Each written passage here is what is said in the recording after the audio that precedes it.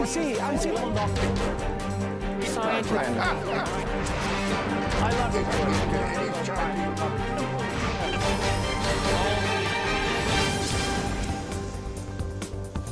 Hello and welcome to Crosstalk, where all things are considered. I'm Peter Lavelle. As the West and Russia face off over Ukraine, is it fair to ask whether this conflict represents a much broader struggle? Are we actually witnessing the Third World War being played out? If this is in fact true, what kind of war is it? And who's winning?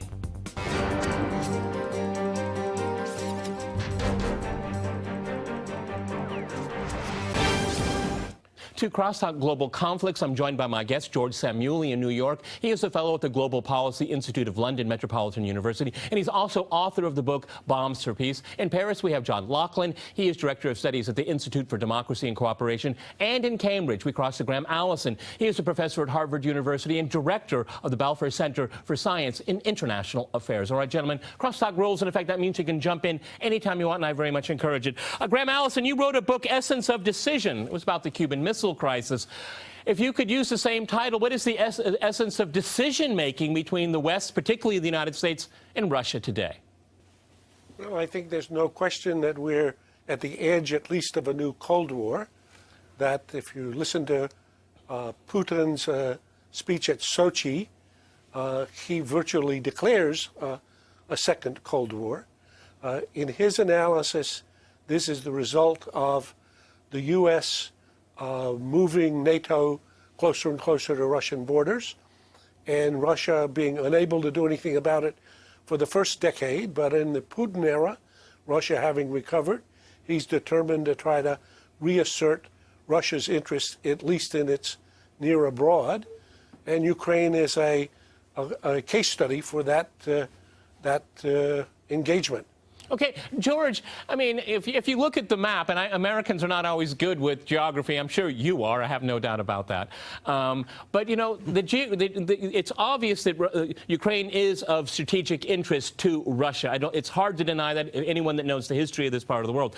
How does the United States justify its interest in getting involved and actually perpetuating, to one degree or another, the civil war in Ukraine? Because they were not in Minsk, and they didn't have many good things to say about that process. Go ahead, George in New York. Well, I think they don't justify it explicitly. I mean, you know, with the public rhetoric of Washington is we're only interested in democracy, diversity, human rights, you know, the usual blather.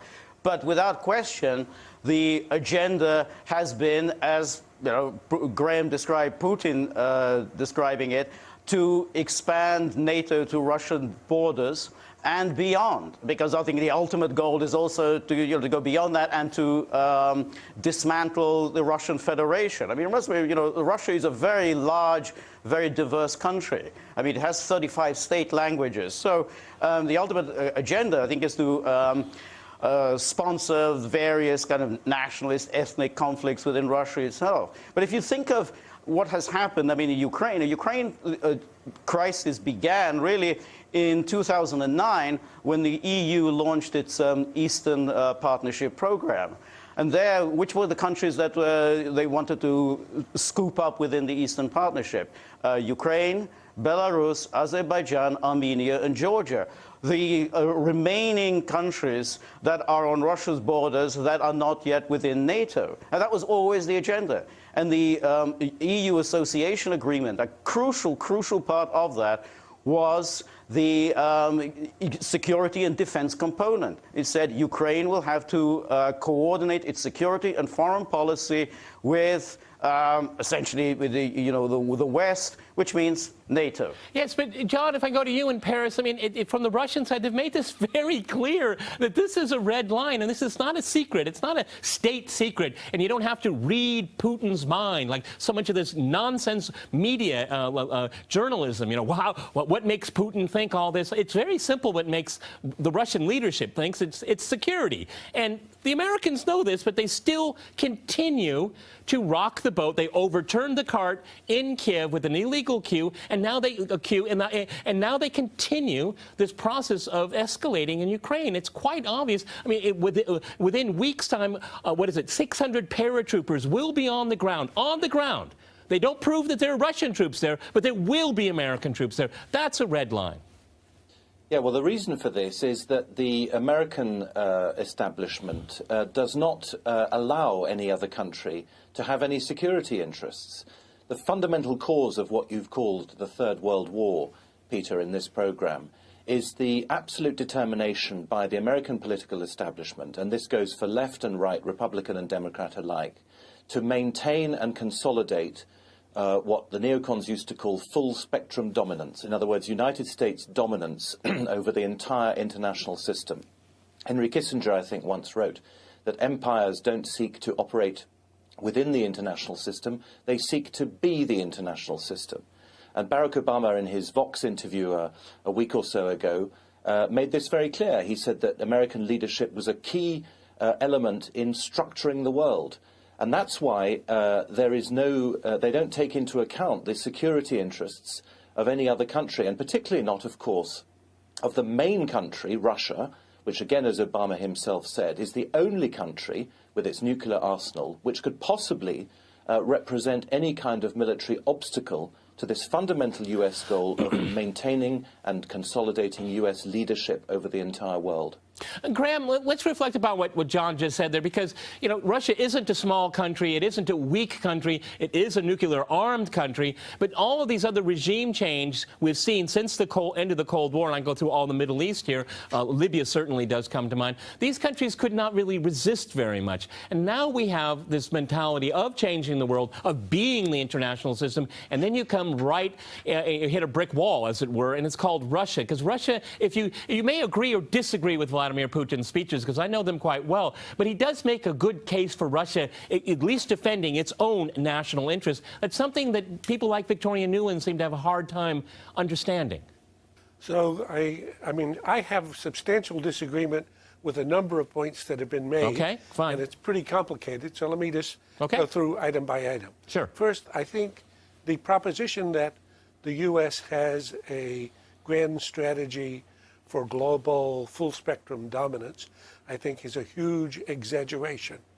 I think the U.S. actually has been trying slowly, in grand terms, to help build an international order, but has often done a little bit of this and a little bit of that, and there's been a huge amount of stumbling.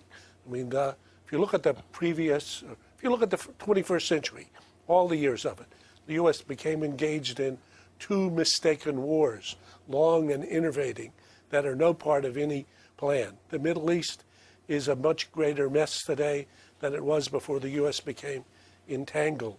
With respect to China, there's a general recognition that China is going to be China, and there's going to be some way to try to find versions of accommodation.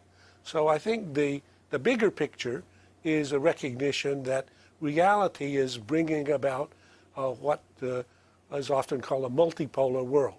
That's just the reality. Now, how the U.S. copes in that setting is often, I would say, difficult at okay, best. well, all right, let me... There's not going to be 600 American paratroopers in Ukraine that was mentioned. That's not going to happen. The U.S. may conceivably provide arms to Ukraine. Well, I'm sorry, Graham, it's already been announced. It's already been announced. It's already been announced. No, it's already been announced that troops will go to Ukraine. It's already been announced by the Pentagon. And the number... No. Well, we'll have to disagree on that one. We'll have a fact checked afterwards. But the putting troops for training. Remember Vietnam? Training troops in Ukraine. Now, if I could go to George here. I mean, that's reminiscent of a problem that you've seen historically? Go ahead. Yes, no, absolutely. Because once you start introducing troops, and I agree absolutely, this has already been announced. And in fact, talk about, that the Americans were already providing arms even before that. I mean, there was already months ago that they announced that they had already sent anti-mortar radars to Ukraine, that they had already sent military advisors. This was already months ago. So, it's not as though, well, there's a decision that needs to be made, the usual kind of Washington talk. I mean, this is already happening, and it will accelerate.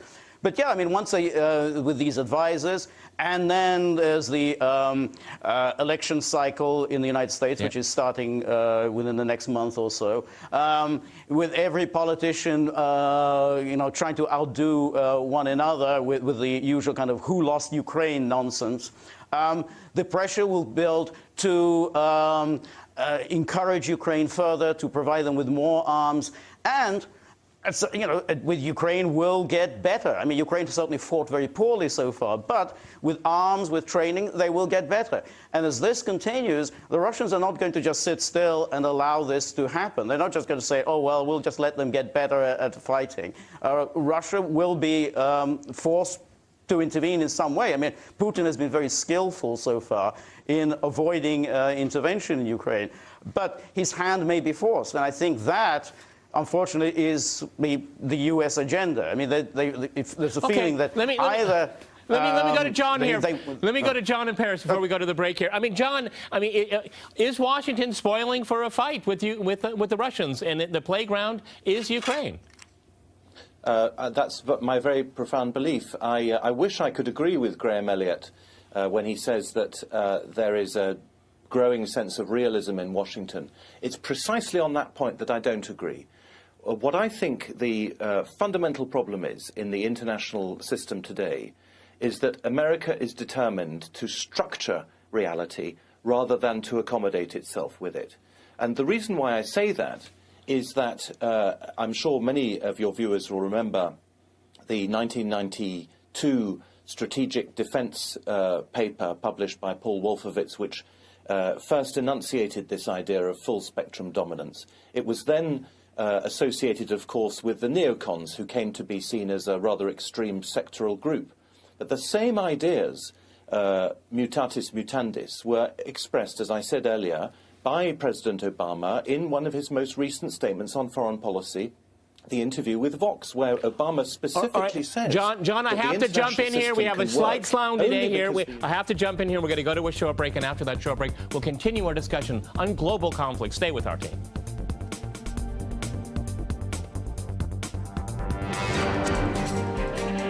I see. Science. I love it.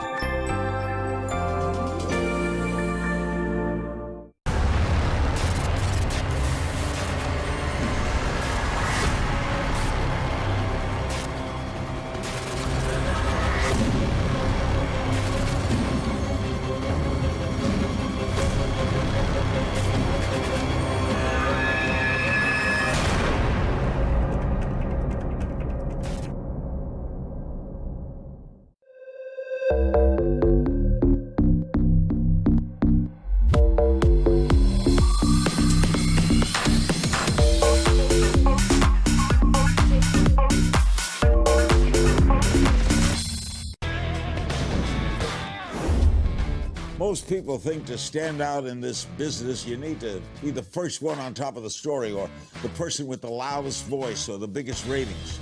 In truth, to stand out in the news business, you just need to ask the right questions and demand the right answers.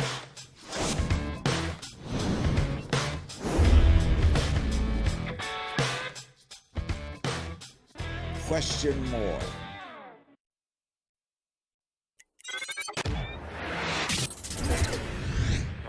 Холодный пневмоколодок плохо из 50-й.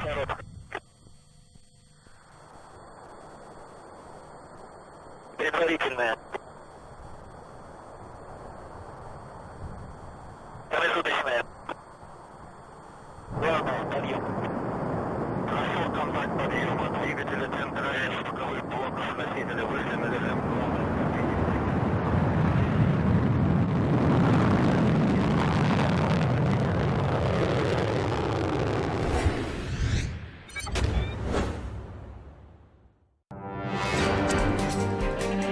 I see.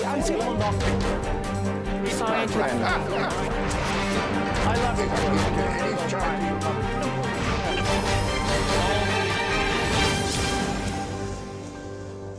Welcome back to Crosstalk, where all things are considered. I'm Peter Lavelle. To remind you, we're discussing global conflicts in the Ukraine crisis.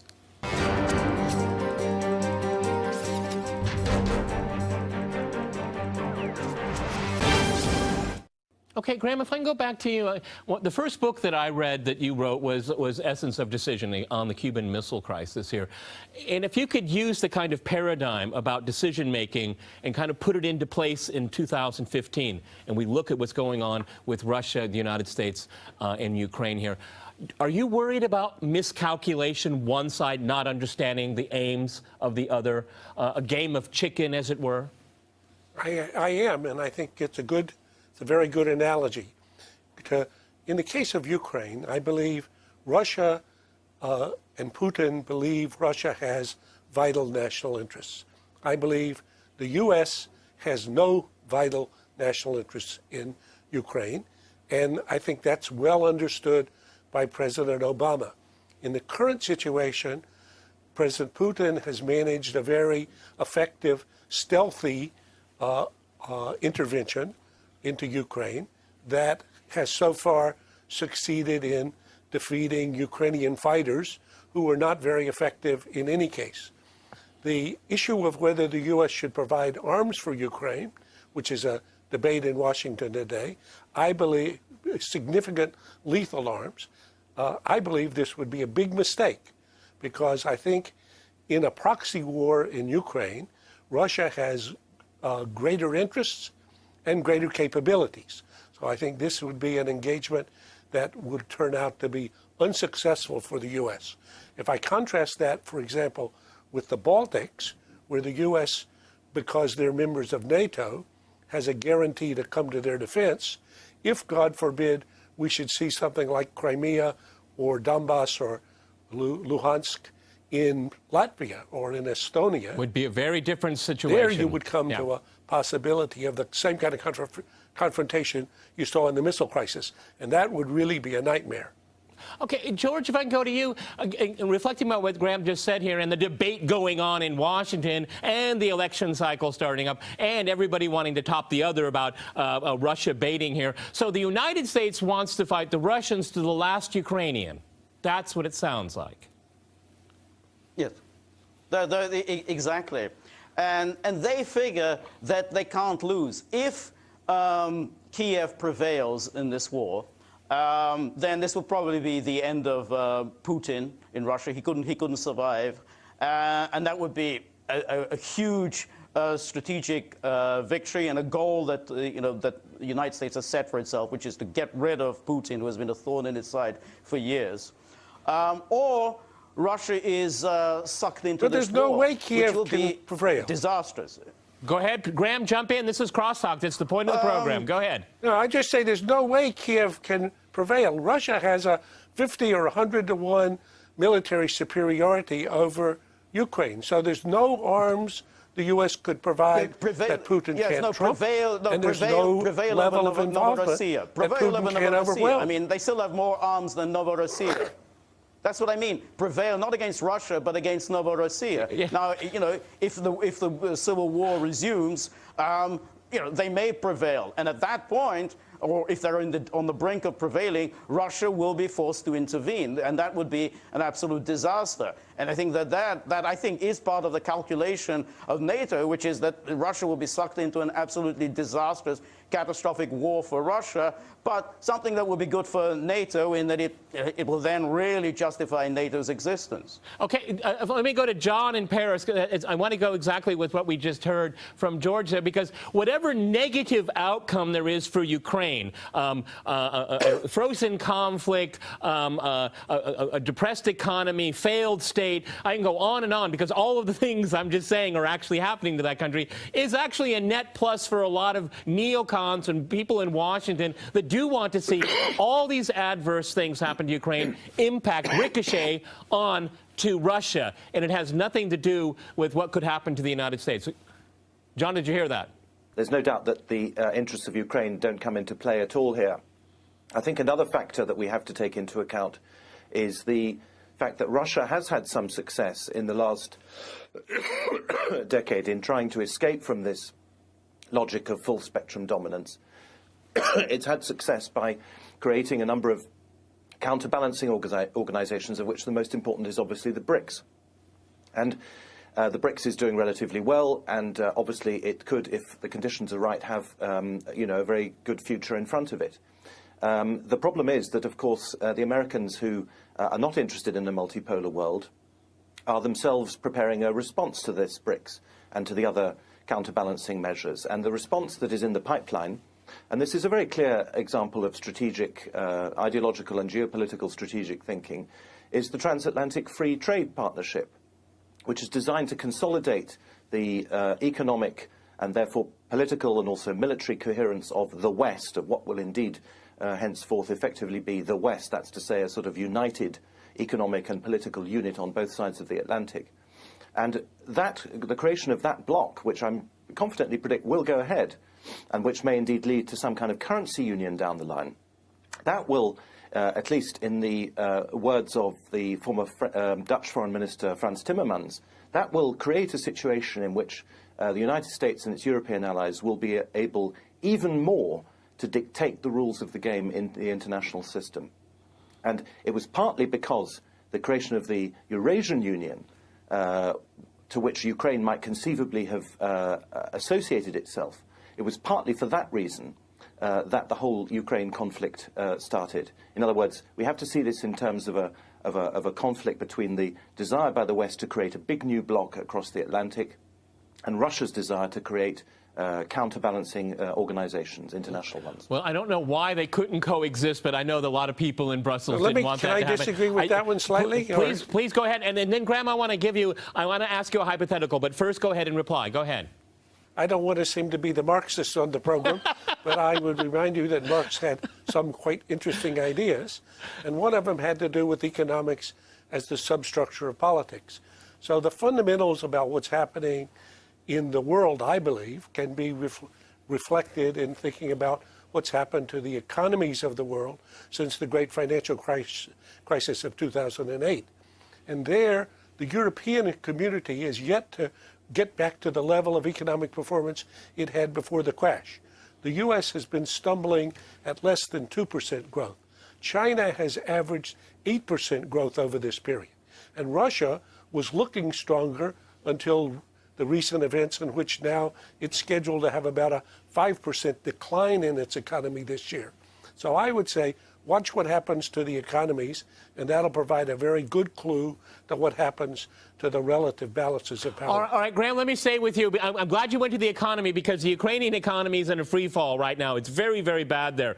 And, you know, the only thing I ever got from the Clinton years is it's the economy stupid. I'll stay with that theme there. But, Graham, if you could give advice to avoid conflict to Moscow, Kiev, and Washington, what would it be? The three capitals. I would say listen to Mrs. Merkel. I think that she's been had the best strategic point of view of all the parties. And I think if the Minsk agreement now, which will undoubtedly be shaky, but if it's then reinforced, coming to an agreement at this stage in which Ukraine is a non-bloc country, not part of NATO, not part of the EU, not integrated into Russia, in which there's a substantial degree of decentralization, in which therefore there's more political autonomy for eastern Ukraine. Crimea is gone for foreseeable future, and Ukraine is therefore given a chance to succeed as a country. I'd say that's the best outcome. And even in that outcome, I would not bet that Ukraine succeeds. I agree. Ukraine had been a failing country already for 22 years. We're quickly running out of time, and I agree with you. I agree with you. Let me go to George in New York, okay? We're quickly running out of time. New York, George, it seems like the things that Graham had to say makes perfect sense, but that train left the station in the spring of last year, unfortunately. So much has happened since then. Merkel was terribly mistaken last spring. She's trying to fix her ways. She's having a hard time doing it because she has Washington. There's a huge barrier to moving forward on Ukraine. What's your prognosis? Because I'm very worried. And plus, the regime in Kiev is, well, I'll call it in what I think. It's a lunatic regime, okay? You can't talk to these people. Absolutely right. And I have very little faith in the Europeans. I mean, the Europeans, huff and puff at various times, but soon get with the American program. I mean, whatever humiliations Merkel suffers at the hands of Obama, such as, his listening to her telephone conversations, she swallows it all and gets with the program. We have to remember, this crisis in Ukraine was triggered by the EU's insistence that Ukraine sign immediately this association agreement, which had this very strong security component. They knew that Ukraine was highly divided and that this would be a very problematic one to sign. There is no real West without American dominance, and the Americans do call the shots on this, and I think the Americans will encourage Kiev to pursue this conflict. So I find it very unlikely that Merkel, who may well be sensible somewhere deep down inside her, I don't know, but I doubt whether that sensible position will prevail. Okay, John in Paris, I want to give you the last 20 seconds on the program. Go ahead. Well, I tend to be pessimistic as well. You see, my view is that the West does regard itself as in the vanguard of human progress. It regards itself as embodying all kinds of progressive values which reactionary or backward states have yet to adopt. And in order to maintain that self-perception of itself, it has to behave like a sort of Ponzi scheme. It has to keep new people, new states coming into its embrace in order to show that it is, in fact, the historical future. And that's why I'm afraid I think Russia is regarded by many in the United States as an enemy and a rival that has to be beaten and be seen to be beaten. Okay, unfortunately, on that point, gentlemen, we've run out of time. Fascinating discussion. Many thanks to my guests in New York, Paris, and in Cambridge. And thanks to our viewers for watching us here at RT. See you next time, and remember, Crosstalk rules.